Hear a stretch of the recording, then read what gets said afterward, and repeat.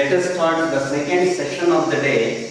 Yesterday, we stopped still socio-religious causes. Same lesson, the Indian national movement. Today, let us take the economic causes. As I already told you, from this lesson we completed political causes, socio-religious causes, and next one is the economic causes. Let us see what are the economic causes for the first war of India's independence, 1857, or the Indian national movement. If I take economic causes, you see, first cause is the exploitation of economic resources. Observe properly here. Exploitation of economic resources. By seeing this heading, what you come to know? Britishers exploited our economic resources, which includes raw cotton, raw silk, indigo, tea, etc. Not only these raw materials, they exported lot of other economic resources from India to England. As I told you yesterday, previous class, they wanted to introduce railways, telegraph, they wanted to start industries in England. So these are the reasons why they exploited the economic resources. So that's why, let me come back the point economic resources. So I think you know, first Britishers, they started with the barter system. Barter system means exchanging of goods with the goods without using money. That is called barter system. Then, one more thing, mercantile trading. Mercantile trading means purchasing of Indian goods for cheapest cost and selling those goods in the international market for higher cost. What it said? So, making so much of enormous profits from our resources. This is called exploitation of economic resources. So, you know that India was famous for raw cotton, raw silk, indigo, tea. Especially if I come to indigo and tea, they were the cash crops. Cash crops means Britishers, they don't want to grow forest. So beginning, they cut so much of wooden logs to expand railways in Britain. Then they deforested many of our forests.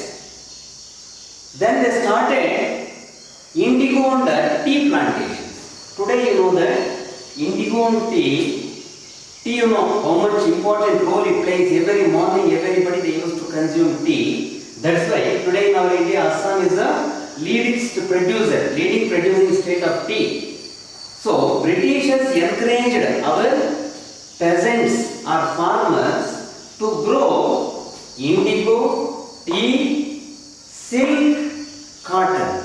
Their main intention was that they wanted to expand industries in England. The reason was that Britain was the country which started industries in 18th century. So then the industry spreads to other parts of the globe. So because of this, they wanted to make enormous profits. This is the reason how they exploited Indian economic resources. This is the reason why India became under poverty, become poor. They exploited land. This is the first economic cause how Britishers they exploited economically. Moreover, I already told you, forests also, other even minerals also. So first they used to send gold to India, even silver to India, exchanging. Even I think you know about spices and all, they used to exchange for gold and silver. Later they stopped even sending gold also, silver also. They used to enjoy their salaries, their rent, life, everything from our taxes. So this is how they exploited economically. Next, come to the second reason, second cause, drain of wealth. What is this drain of wealth? If you come to drain of wealth, you see the point what it used to say, the wealth drained into England. For example, if you take, you see one canal, how water can flow. How water can flow through. Like that, our Indian wealth drained to England in the form of resources, what just I explained. Our Indian Grand Old Man of India, we can say Dadabhai Naoroji. Dadabhai Naoroji, he proved the theory that drain of wealth. According to him, drain of wealth means our Indian wealth or resources drained to England. In return, England didn't pay anything to India. Only one way, our wealth drained to England. In return, we didn't import anything from the England. Only England used to not drain the wealth from India. This is what drain of wealth. Here we need to expand. Suppose if you want to expand this now, again there is a connection between first point and second point. You see, they enjoyed their salaries, daily life. They were used to stay in mansions, bungalows. They used to separate. So the areas like black and white areas for these Britishers. Suppose if you take Delhi as an example, in Delhi they used to live in big bungalows, mansions by enjoying all the facilities. But our people, they used to send to the black areas nearby Delhi where there are no basic amenities. So this is what the drain of wealth drained to England in the form of resources. This is what drain of wealth. Next, if I come to decay of cottage industries and handicrafts. As I told you, India was very famous for cottage industries and handicrafts. What cottage industry and handicraft? You know that our father of our nation, Mahatma Gandhi, used to say, unless cottage industries, handicrafts, villages develop, we can't develop our country. In the sense, what you are going to understand, cottage industries means household industries. Household at home, by using house labor, what we used to produce by using hands, that is called by cottage industry and handicraft. So when Britishers machine-made goods flooded in Indian market, our Indian cottage industry and handicrafts declined, decay, went to corner, because when machine-made goods cheap in the market, nobody used to purchase cottage and handicrafts. Absolutely, handicrafts and cottage, which was costly. Today also handmade compared to machine-made, which is costly. Because of that, when machine-made goods flooded in the Indian market, our cottage and handicrafts decayed. Many of our Indians, they lost their jobs. Before they used to produce many things to the international market by sitting at home, by using family labor. They used to produce many things to the international market. For example, baskets or balls, or it may be toys. So many things they used to produce by using hand. So now our decay of cottage and handicrafts. Decay means market decline for cottage and handicraft industries. This is the major reason why many of them they become unemployed because of this British policies. Next I come to economic decline of peasantry. This is also very important. By seeing this point, what you are going to understand, economic decline of peasantry. The people, those who depends upon agriculture. Basically, our country is agricultural country. Many of them they used to depend upon peasantry. They used to produce crops and all. They used to work on lands and all. So their situation was very critical. Economic decline means their condition was very pathetic. They could not able to get good profit from the agriculture. Why you know? Britishers, they confiscated the lands of common people. They used to utilize that lands for, I already told you, growing of the indigo, tea, opium. Opium means one more cash crop. That means they used to get much profit from that opium, tobacco related crop. That's why now economic decline of peasantry, the people, those who depends upon small piece of lands for their survival, now they lost their jobs, employment, because Britishers occupied the small pieces of land. They made the owners of the land as tenants. Tenants means you know that the person, even though in his own land, he is working for a rent. The people, those who are working for rent, those are called the tenants. That means by this point, what you are going to understand, Britishers, they converted our Indian common classes, especially peasantry or the farmers, majority percentage, as tenants. They need to work, they need to produce 1/4 or 1/10 of the production to the British along with taxes. That's why economic decline of peasantry, their financial crisis declined. They were under trouble financially. That is called by economic decline. Again, I am stressing the point that peasantry, they were under critical condition. This is what economic decline of peasant.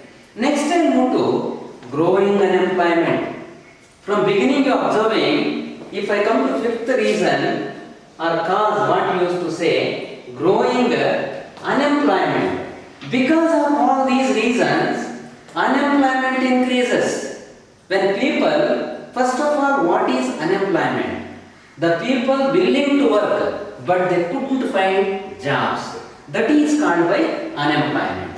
Now, growing unemployment. Unemployment increases.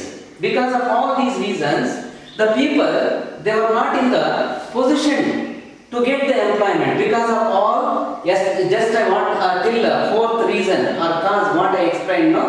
These are all the reasons for growing unemployment.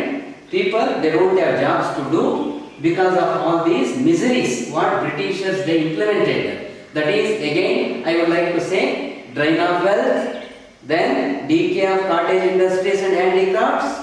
Then moreover, economic causes, raw cotton, raw silk, indigo, opium, tea, they encouraged to produce. Even though they produced, no, they could not able to give good prices for that crop. Cheapest, I already told you, mercantile trading. Purchasing of goods for cheapest, selling those goods in the international market for highest to make enormous profits. That's why unemployment increases. Then, when we come to sixth cause, let us see what is that. This is sixth cause. Inhuman treatment of indigo cultivators. What is this inhuman treatment of indigo cultivators? I want to give some extra information here. What is that? Mahatma Gandhi, when he come back from South Africa by 1915, he used to travel across the country because before 1915 he went to South Africa for his education purpose, a practice lawyer. There one system was there that was called by apartheid system. Apartheid means discrimination of people on the basis of color, racial discrimination. So here why I said this point, you know, when he returned from Africa to India by 1915, he travelled across the country, especially went to Bihar. Bihar, an area called Champaran, there indigo planters or the indigo cultivation was more. When we come to inhuman treatment of indigo cultivators means, Britishers they made workers like bonded labor. In the sense, they wanted to work for that indigo plantations only. They should not leave the place. They should not go to natives and all. They restricted the workers like anything because they used to grow indigo. Indigo is a plant. After harvesting, we used to utilize that indigo plant for dyeing cloth. Dyeing means painting. For example, I already told you, England was the country which started industries in 18th century. They wanted to grow cotton industry, silk industry in Britain. Because of that, to design that cloth, indigo was very essential. Because of that, so inhuman treatment given by Britishers to our indigo cultivators. Before I already told you, they used to grow our traditional crops in the sense ragi, rice, wheat, barley. This type of crops, some vegetables and all they used to grow for their consumption and for their survival. But now all those crops banned by Britishers and they entertained our farmers to grow indigo. Just I said, for the purpose of designing cloths. So inhumanly they treated the indigo cultivators. They were not paying proper salaries. That is called by beggar. B-E-G-A-R. B-E-G-A-R. Beggar means free of cost. Our Indian labor they used to sacrifice for the British. That is called by beggar. I don't want to see what I would like to say. The condition of indigo cultivators was very pathetic.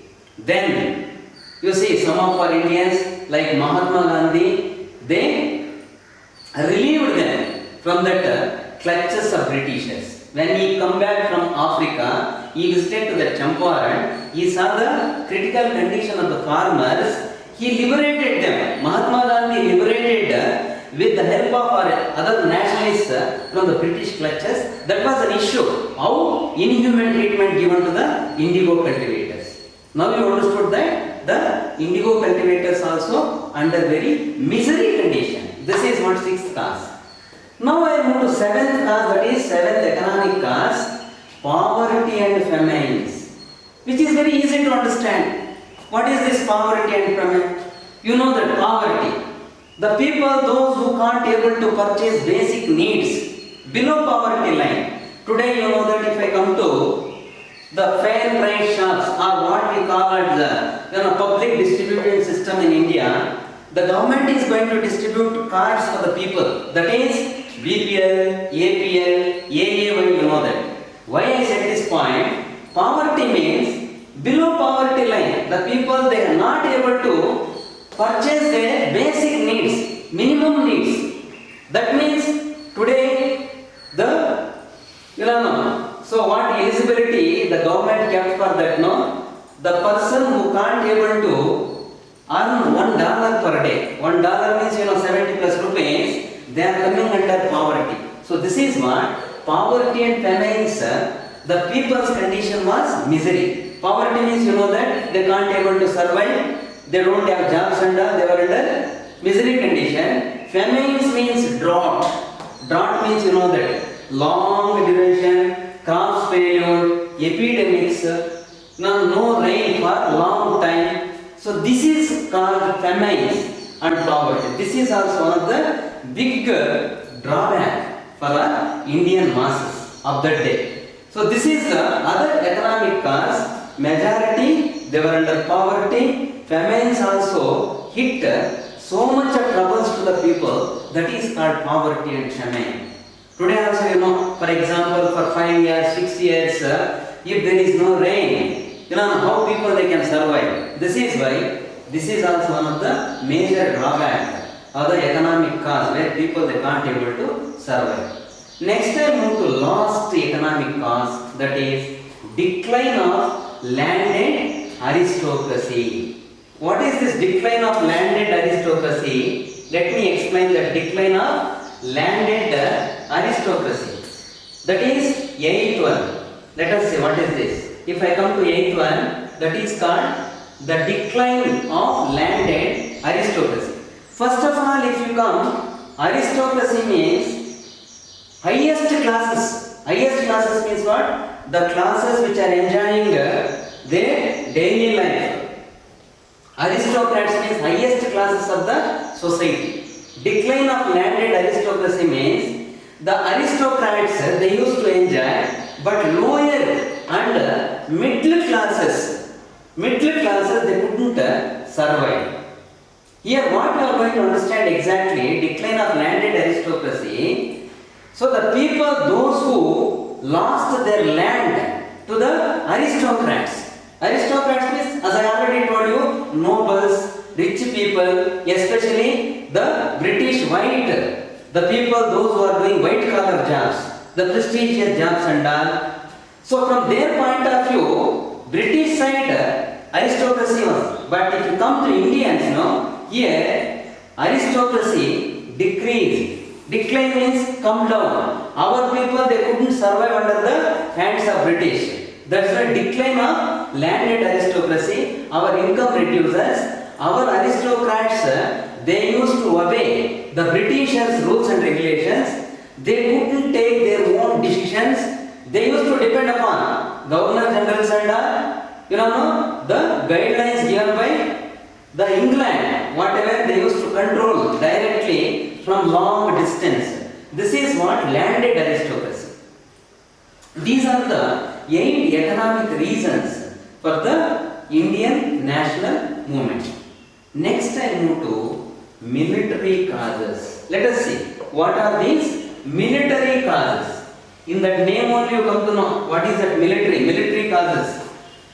Military causes also, so important causes why our soldiers they used to rebel on British inhuman policies and all. Let us see what was that. If I come to military causes, first cause is that ill treatment of Indian soldiers. What you are going to understand by seeing this point? Ill treatment of Indian soldiers means they were not treating our soldiers properly. Ill treatment in the sense, if I come to ill treatment, the salaries what they used to pay for British officials, they were not paying equal salaries for our soldiers. One more thing, all our Indians they used to serve for lower level rank jobs. In the sense, only soldier, not above that rank. For example, today if you take military, we have certain positions in military. I think you might have heard about general, colonel, lieutenant colonel, major. So these are the highest positions. But those days, Indians they used to serve for only soldier post. So because of that, so the highest position what they used to get only Subedar rank. So above just the soldier, Subedar, there was a rank in the military. Yeah, along with that, they gave so much of difficulties to our Indian soldiers. In the sense, they used to make unjust acts and all, made our soldiers to work abroad. Not only that, they were so inhumanly, they were posting the soldiers for dangerous spots and all. In addition to that, they were not providing proper promotions and all. They were not allowing our soldiers to write civil services exams and all. Many areas they used to exploit our soldiers. This is what the ill treatment of Indian soldiers. Now I come to second one, that is General Service Enlistment Act 1856. Now we are moving to second cause, that is General Service Enlistment Act of 1856. By seeing this, what you are going to understand, General Service Enlistment Act 1856, whatever passed by British government, purposefully to torture the soldiers. How it is? So they passed this act because accordingly this act, our Indians they used to ready to work for abroad. Abroad means out of the country. In the sense here I would like to state one point, especially the Brahmin soldiers, those who were serving for the British army, there was a taboo, there was a belief in Brahmin community that they should not cross the water. According to this act, every soldier, they used to cross the water, they used to fight in abroad. Abroad means out of our India. But here Brahmin soldiers, they were not accepted to fight against Britishers. This is how. So Brahmin soldiers, they refused to fight. That's why Britishers, even though they made General Service Enlistment Act, our Indians, they were not ready. Indian soldiers especially to work for abroad by crossing water. So this is what General Service Enlistment Act. Because of the taboo only they were not accepted. That's why, so they were taken action on our soldiers. This is one area. Next I move to third reason, cause larger proportion of Indians in the British Army.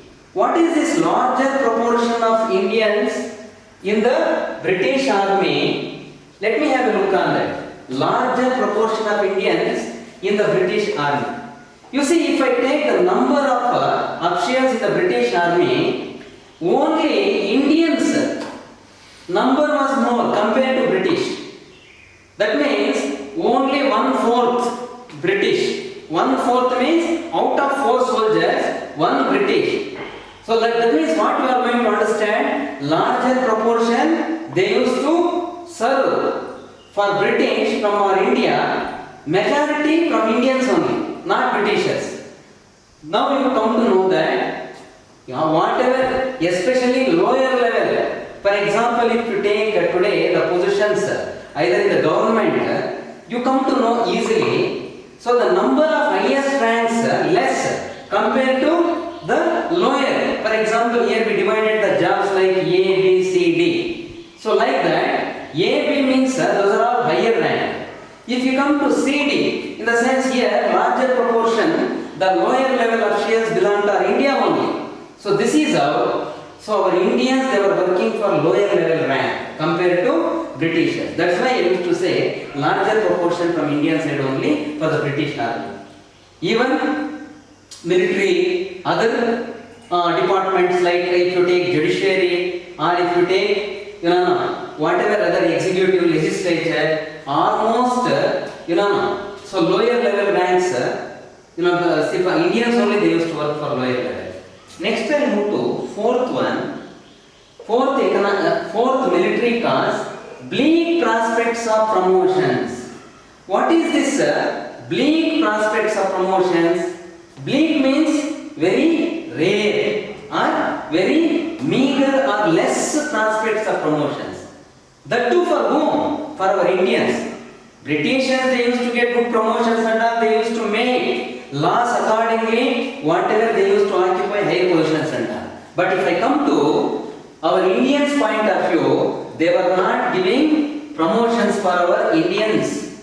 Only rare, that too on demand. Suppose if our people they used to demand, that time they used to give very meager promotions, not more than that. This says that bleak prospects of promotions. Long years they used to stick for that particular lower level job only. They used to go ahead, they used to work. So this is what they could not able to increase their economic strength. If a person used to work long years for lower level only, even though he had capability as what Britishers they had, they couldn't promote it for the higher level. For example, today you know that accordingly qualification we used to promote the people. Just what I would like to give an example, IAS means Indian Administrative Service, where they are going to work for higher like DC, Deputy Commissioner like jobs. So like that, even though Indians had such qualifications and all, they couldn't able to get promotions from British side. That is what bleak prospect. That is an example what I would like to say. Next I move to fifth one, deprivation of allowances. I already told you, allowances means you know that. Today if I take one government employee, I would like to say there are many allowances the employee used to get. For example, ESI, employee state insurance, PF, provident fund, gratuity, paid leaves and all. So number of fixed working days. So many things are absent here. In the sense, deprivation of allowances. They could not able to get any allowance.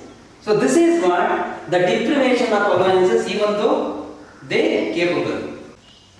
So finally you understood deprivation of allowances. That exactly additional bottom. Additional bottom means where our Indian soldiers, they supposed to get one additional bottom from the British government. That was not given to our soldiers. That is exactly deprivation of allowances. Then, now I move to next cause, that is sixth one, faulty distribution of troops. Faulty distribution of troops means, you know that troops means group of soldiers. What is that faulty? Wrong. Faulty means what? Faulty, faulty means they distributed our soldiers wrong method. For example, where strategic locations. For example, if you take North India, especially Delhi, Allahabad, Uttar Pradesh, some areas are strategic locations where threat to the troops or danger to the troops. That areas, especially our Indian soldiers, they distributed to work. That means what you are going to understand? Faulty distribution of troops means soldiers wrongly distributed. Wrongly means that is knowingly done by Britishers. Suppose Britishers, if they could allot such the strategic locations, they know that the danger what they are supposed to face. That's why purposefully they distributed our troops or the group of soldiers for that strategic important locations and so this is what faulty distribution of troops. Next I move to seventh one, poor performance of British troops.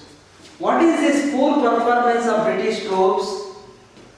If we compare it to our Indian troops or the group of soldiers, the British troops, they performed poor. Poor means what? For example, they involved in Crimean War, they involved in some Punjab wars and whatever, even Afghan War. When they used to fight against the enemies, like Afghans, Crimean War, even against some tribal groups in India, so they could not able to win the war against Afghan, against Crimean or against our tribal people. Some wars they defeated. This is what? Poor performance of British troops. Compared to our Indian soldiers, the performance of British troops or the group of soldiers, it was not up to the mark. Because of our Indian soldiers only, they used to win the wars and they used to take advantage. They used to go ahead, but not with the help of British troops or the British soldiers. This is also one of the reasons where, because of our soldiers, they used to expand their territories, they used to expand their provinces and they used to get much benefit from our Indian troops only, not because of British troops. Even though they were getting much benefits from the British government, they couldn't perform up to the mark compared to our Indian troops. Next, final, that is eighth cause, lower salaries. Just if you compare to seventh point, poor performance of British troops, even though they used to get high salaries. This is for whom? Lower salaries. This is for our Indian troops, not for British troops. That means a British soldier used to get 8 times more than our Indian soldier. Once you assume, once you calculate, not 1 or 2 times, 8 times more than our Indian soldier means you see. That is lower salaries for our Indian soldiers. This is also the reason where our soldiers, they used to protest against Britishers. Now you understood the 8 military causes.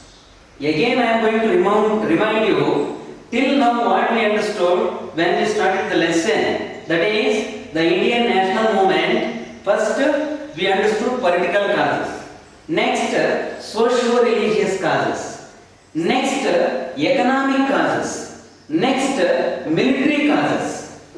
So these are the 4 main causes till now what you understood effectively. Now I would like to start one more, that is last cause and important cause, immediate causes.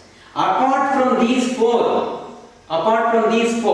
in the sense, just I said, political causes, social-religious causes, economic causes, and military causes, the last immediate causes also important. This is much important. In the sense, even for exam also they will be asking what were the immediate causes for the first war of India's independence, 1857. So because of that, you need to carefully look into this point. What is that exactly? Immediate causes. If I come to immediate causes, main immediate cause was that, very easy to understand, no need to worry. You see, introduction of the Enfield rifle. Enfield rifle means, you see, the old, earlier they used to use type of musket. Musket means what? Further, you see, I would like to go ahead. The British authorities decided to replace the old-fashioned musket by the new Enfield rifle. So the old-fashioned musket, that is one type of gun which was not advanced, that is old. Because of the Britishers, they wanted to introduce Enfield rifle, that was little advanced when we compare to the old musket. That why they introduced Enfield rifle. What was that Enfield rifle? Of course, they introduced. That's not a matter.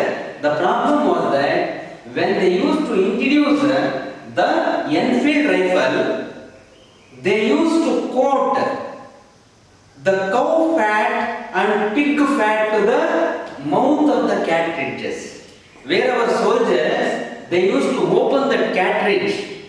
You see, the open mouth was coated by Enfield rifles, cartridges were coated by cow fat and pig fat. In the sense, there were rumors that they coated the cow fat and pig fat. You know that? So, Hindus and Muslims, if I take the religions, the soldiers, those who worked for British Army, both communities, they used to serve for the British government. Here, when they introduced cow fat and pig fat for the cartridges, Enfield rifles, you know that the pig is a taboo for Muslims. If I come to cow, sacred animal for Hindus, they don't want to open the cartridges by using their teeth, by using their mouth. What they greased the cow fat and pig fat. So the main intention of Britishers was that they wanted to divide the Indians among Hindus and Muslims. Divide and rule. The main purpose of Britishers to coat cow fat and pig fat for the cartridges was that to divide the people into Hindus and Muslims. They wanted to break up the people to damage the unity. That was the main reason why they quoted. Here the people, the soldiers, they couldn't accept to open that cartridges by using their teeth, because I already told you those were coated by greased by the pig fat and cow fat. This is the immediate cause for the national movement. Then, now you understood about immediate cause. Now I move to beginning of uprising. What is this beginning of uprising? This point interconnected to the previous one, that is immediate cause. When they asked our soldiers to open that cartridges by using their teeth, so they were not accepted, they started uprising. You see, uprising means they were, protest. They were not accepted, they were rising against British by not accepting this Enfield rifles. What happened here? The brave soldier called Mangal Pandey from the 34th Regiment, he rebelled against Britishers. He couldn't accept, so he couldn't accept to open that cartridges by using their mouth. This is why he was rebelled against British. Unfortunately, he caught by the Britishers and he was executed by the Britishers. Mangal Pandey. If you come to the Barakpur, from Barakpur regiment, the Mangal Pandey, he rebelled against Britishers by not accepting to open that Enfield rifles, what they greased by cow fat and pig fat. This is the reason for his execution. They executed means killing a person or hanging a person. So Mangal Pandey, he was no more because of this cause, immediate cause. So why Britishers they hanged Mangal Pandey? To create fear among others. Others in the sense, even on public and other soldiers. Coming days they should accept what Britishers they used to implement. Because of that, see, I think you may remember, if you come to Jallianwala Bagh massacre, that General Dyer, why he shoot many people by closing that Jallianwala Bagh ground, that is 13th April 1919, Amritsar, to create fear among other Indians that they should not gather like this in masses coming days. Here also same technique played by Britishers. They handed Mangal Pandey to create fear for other soldiers. Whatever in future they need to accept what Britishers they used to implement the policies and all. So this is what beginning of the uprising from North India, from other parts of the country. The soldiers, even common masses, all professional elites and all, they started uprising against British because of this reason.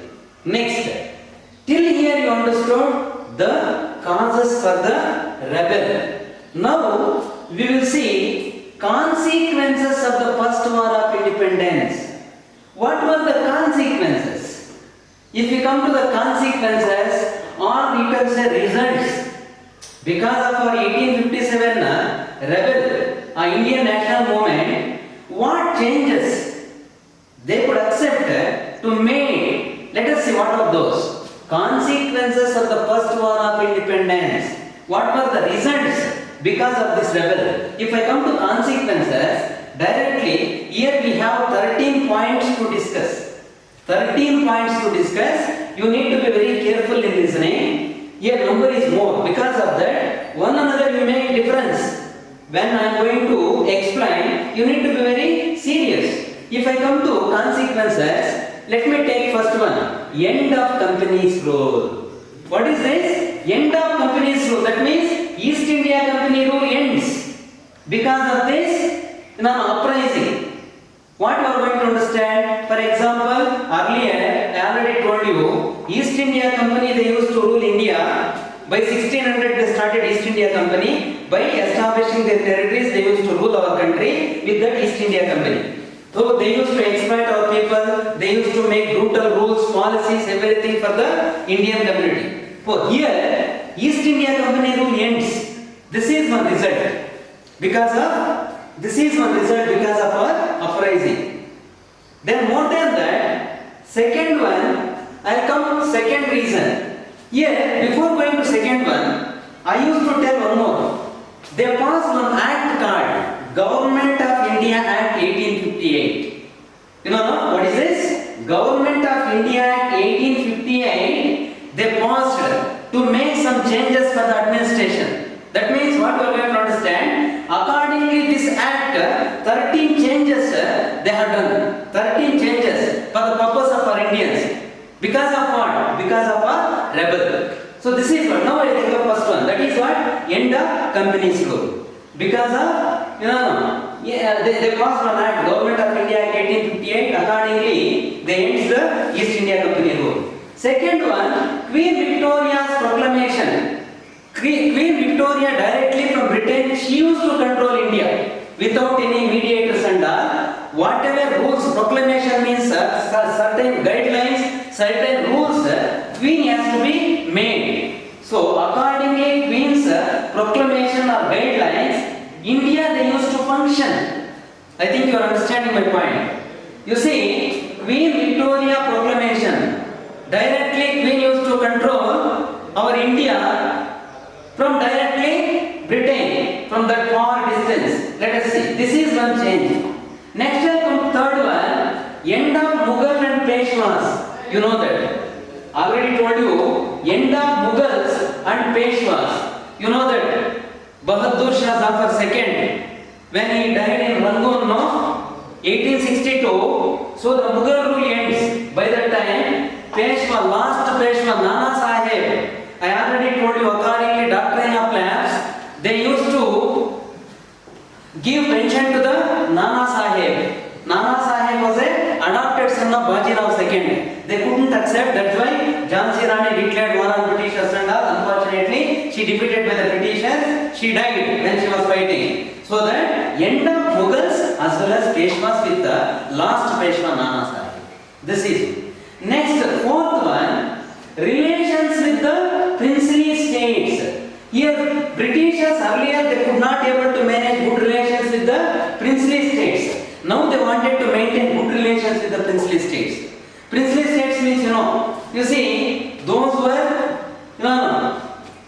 liberally they used to maintain their own provinces and all. So they wanted to maintain good relationship with the princely states. Earlier they couldn't able to manage. Now they accepted to manage good relationship with the princely state. This is one change.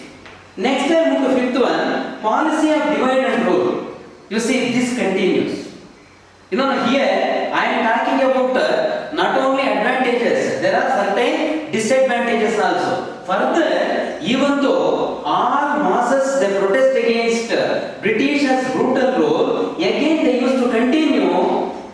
What they used to continue? Policy of divide and rule. They wanted to continue policy. They wanted to divide people on the basis of religious grounds. That is, one side Muslims, one side Hindus. That is what policy of divide and rule. Even though they make difference, our people they united. They shown what Indians were. Ultimately, we sent them out from the country. August 15, 1947. That is next. Next, I move to sixth one, racial antagonism. What is this racial antagonism?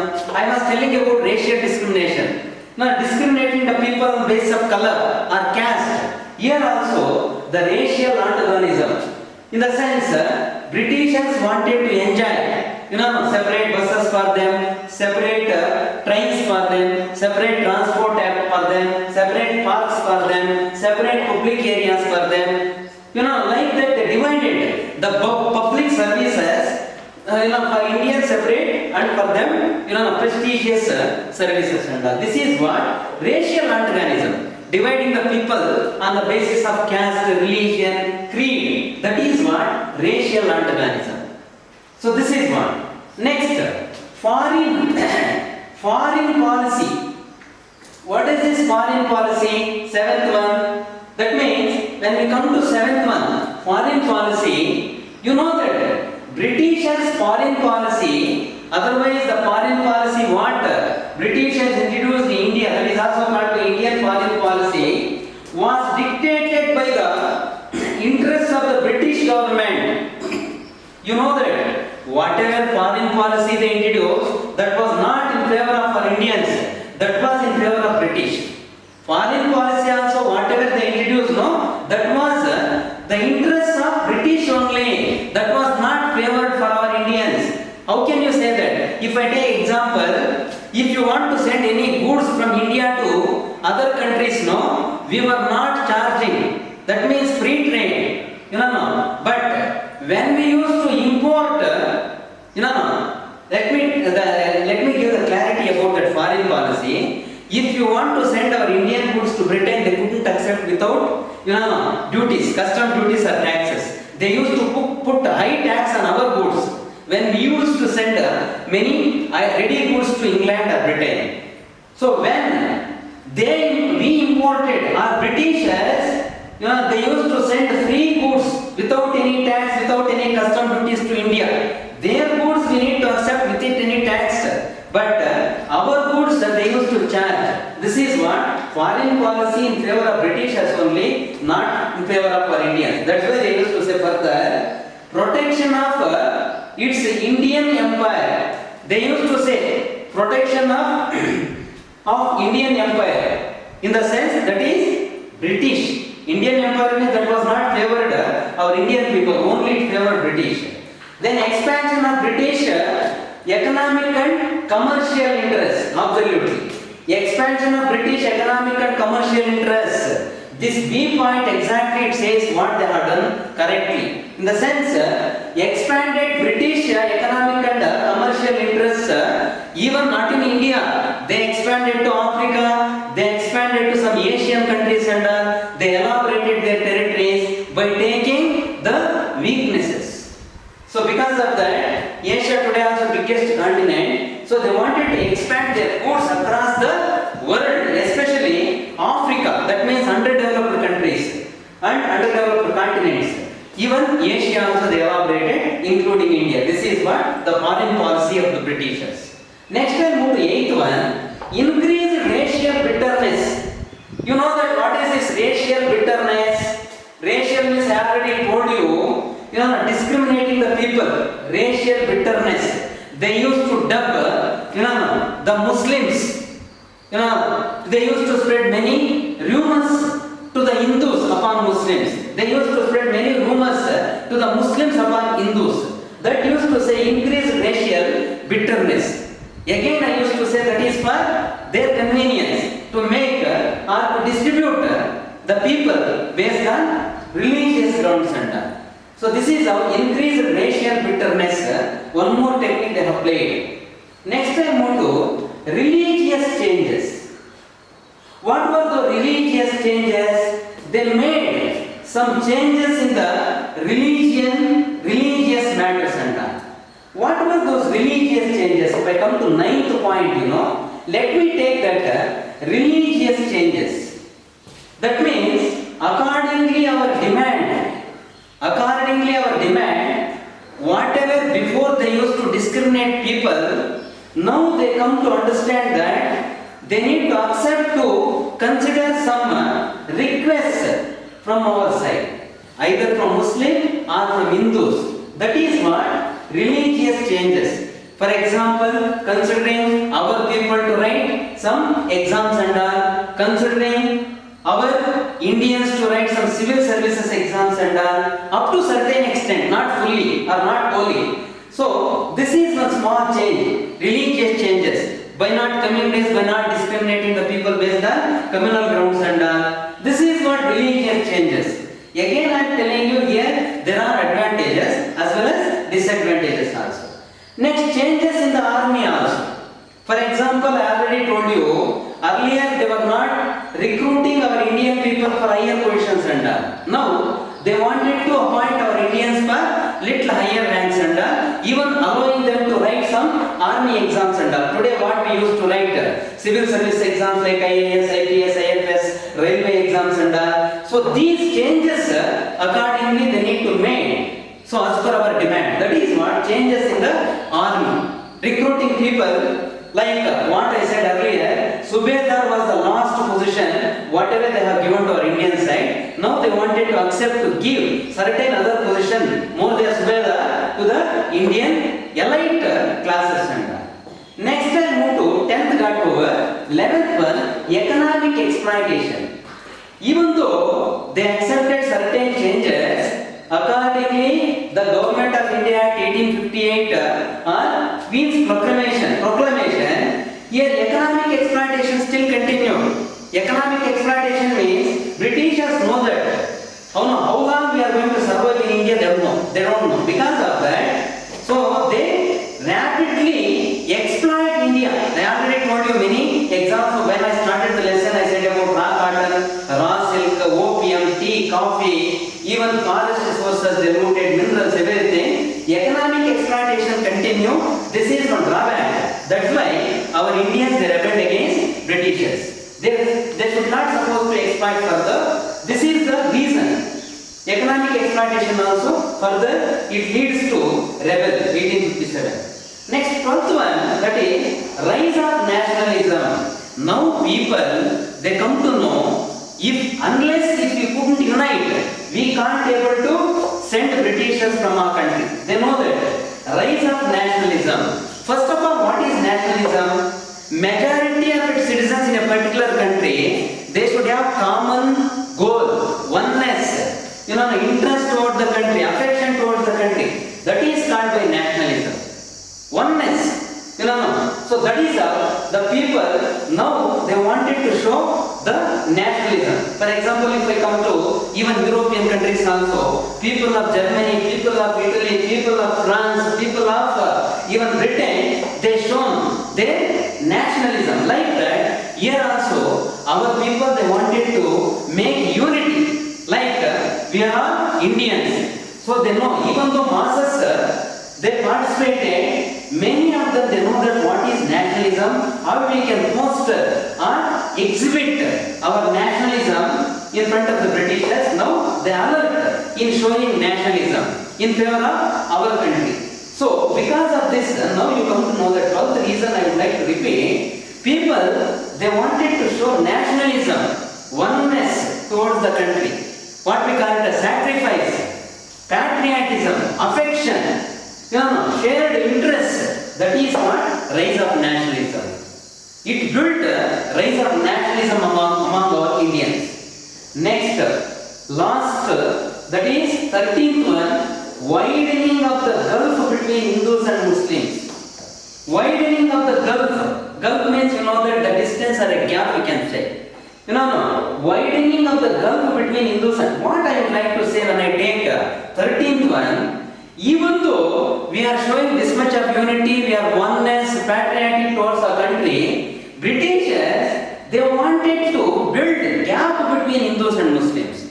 You know that of the day, the two main communities, one side Hindu, one side Muslim. Because they wanted to survive for more years in India, their main technique was that they wanted to create gap or gulf between Hindus and Muslims. But our Hindus and Muslims, or what we can say, our Indian nationalists, they couldn't allow gap for this. In the sense, they united. Here, I would like to give an example. I think I was telling about Mahatma Gandhi. In 1919, Mahatma Gandhi started on Khilafat movement.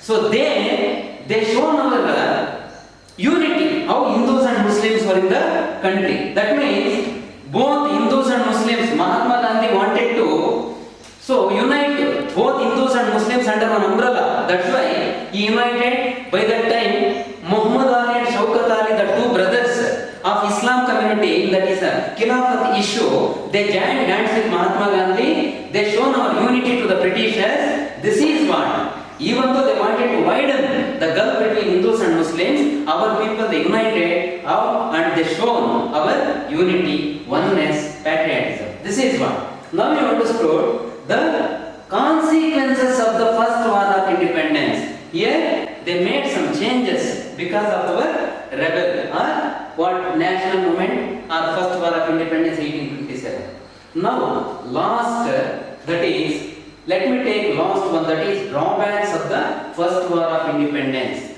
What were the drawbacks? If you look into this point, you know what you are going to understand. Drawbacks, why we couldn't succeed this movement. Drawbacks means certain loopholes, certain disadvantages. Drawbacks of the first war of independence, there were many drawbacks. If I take drawbacks, here we easily you can understand these drawbacks.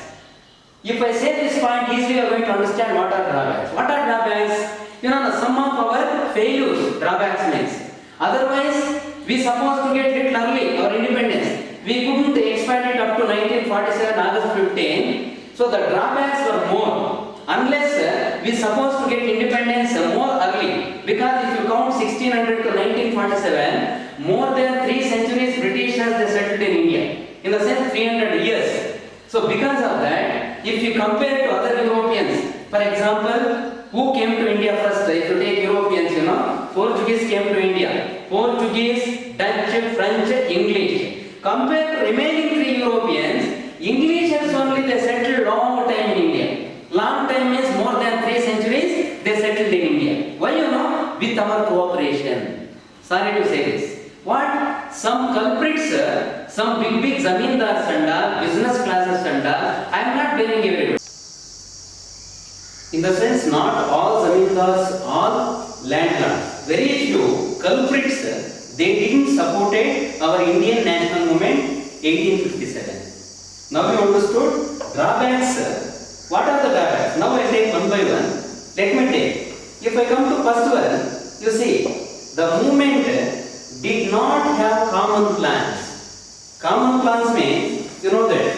What are the common plans? The movement, they did not have common plans. Common plans means all of them, they don't have certain plan. That what we need to do, what we need to implement, which areas we supposed to start this movement effectively. There was no previous plan. Only few they involved in the movement. The plans are very, very important. Suppose certain things if you are going to implement, the plan is very essential. Implementation is very essential. Pre-plan is very essential. This is where we failed. In the sense, again let me take, the movement did not have common plans. All of them, they should have common plan. They need to cooperate, they need to support. So because of that, lack of common plan, we failed. That is first drawback. If I take second drawback, what is it? Let me have a look.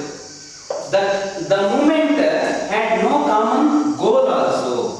Like common plan, the movement, they don't have common goal also. Suppose if you want to reach particular destination, the goal is very essential. Unless we can't able to reach that goal. So because of that, the movement had no common goal. Goal is very important. You know that in our daily life also. So we need to keep certain goal. As I told you, in your studies also, suppose if you want to occupy higher positions in a life, you need to have some common goal, definite goal. So here also, many of them, they lack in common goal. This is the second drawback. If I come to third drawback, the East India Company had the services of men of exceptional. What you are going to understand, East India Company, they had the men of exceptional, talented, very expertise governor generals. Just what I said, previous two drawbacks, one was common goal and one was common plan. Everything, when we compare to our Indians, Britishers, they implemented successfully with their knowledge by taking their initiative. You see, that's what I used to tell. The East India Company had the services of men of exceptional abilities. The East India Company, they had exceptional abilities like, you see, here they mentioned certain governor generals, viceroys and some effective elite classes. For example, Lawrence, you see, because of their effort, Nicholson, then Havelock, then Outram, then Campbell, etc. So they had exceptional abilities because of that they implemented their plans very effectively. If I state many governor generals, you know that Lord Wellesley, Lord Dalhousie, Lord William Bentinck, Lord Mountbatten, many they served for the country, in the sense for British, not for our India. Like that, in our India we don't have this type of exceptional abilities. This is where we lack. This is the third drawback where we are supposed to concentrate, but we couldn't, we failed it. Then fourth drawback, British Empire had far superior resources in terms of men, money and material. British, when we take three areas, one was money, one was material, one was, in terms of men, they were superior, they were upgraded or superior when we compare to our Indians. In all areas, they were, again let me tell, money, material, men, they were exceptionally, they were very high, they were very talented. Then moreover, I would like to add one more point. Many landlords, elite classes, they were not participated in the movement. Then the movement where we supposed to start 1857, the fixed date So it started lit early before fixed date. In the sense, because of that immediate cause. Immediate cause means I already told you that cartridges, that unfailed issue. So these were the reasons where we failed. That is also called by drawbacks. Many drawbacks. Here we stated some 5 to 6 drawbacks. So this is what the lesson, the Indian national movement 1857-1970. Children, successfully we completed this chapter with the drawbacks. The lesson Indian national movement 1857. I told you when we started 2 days back the lesson Indian national movement or the first war of independence 1857, we started with the causes. What causes? Political causes, economic causes, socio-religious causes, military causes, moreover immediate cause, then beginning of uprising, then consequences. Finally, we come to the part drawbacks. Drawbacks, concludedly, we ended the lesson successfully. So that the coming Friday, 24/4/2020, we are going to release the notes. So please subscribe our global international online classes. Notes will be given.